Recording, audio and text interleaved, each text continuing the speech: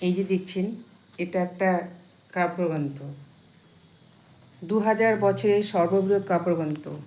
এই কাব্যগ্রন্থটি মোড়ক উন্মোচন হয়েছে এপ্রিলের 14 তারিখ। এই কাব্যগ্রন্থে আমারও একটা লেখা আছে। তাই কাব্যগ্রন্থটা এত কবি দাদাদের দিদিদের লেখা সুন্দর সুন্দর আছে, তাই পাঠ করার ইচ্ছে হলো, তাই পাঠ করছি।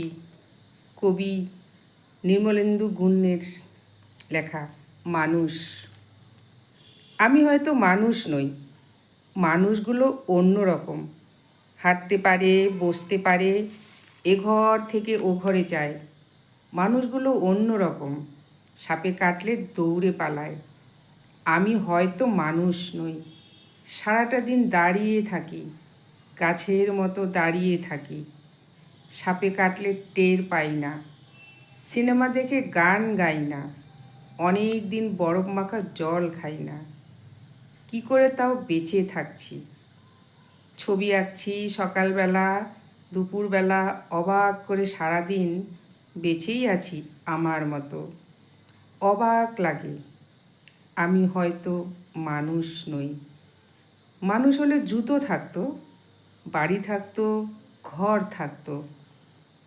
রাত্রিবেলায় ঘরের মধ্যে নারী থাকতো, পেটের পটে আমার কালো শিশু আঁকতো। আমি হয়তো মানুষ নই। মানুষ হলে আকাশ দেখে হাসবো কেন? মানুষগুলো অন্য রকম, হাত থাকবে, নাক থাকবে, তোমার মতো চোখ থাকবে।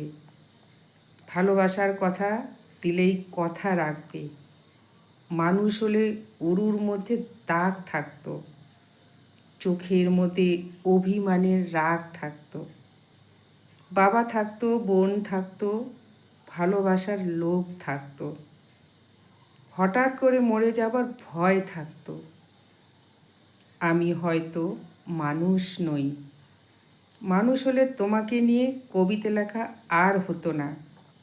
মানুষ হলে তোমাকে ছাড়া সারাটা রাত বেঁচে থাকাটা আর হতো না। মানুষগুলো সাপে কাটলে দৌড়ে পালায়, অথচ আমি সাপ দেখলে এগিয়ে যাই। অবহেলায় মানুষ ভেবে জাপটে ধরি। পাঠে আমি দীপিকা রায়। খুব সুন্দর। অনেক ধন্যবাদ কবিকে।